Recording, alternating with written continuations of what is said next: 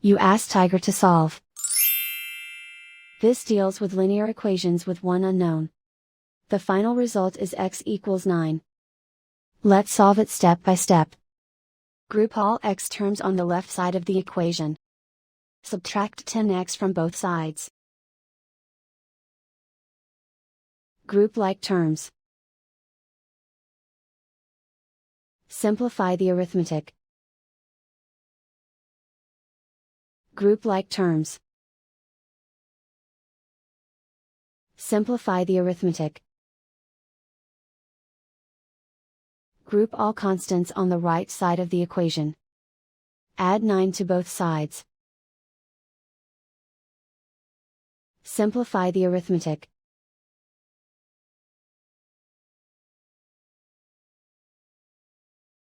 Isolate the x. Divide both sides by 3. Simplify the fraction. Find the greatest common factor of the numerator and denominator. Factor out and cancel the greatest common factor.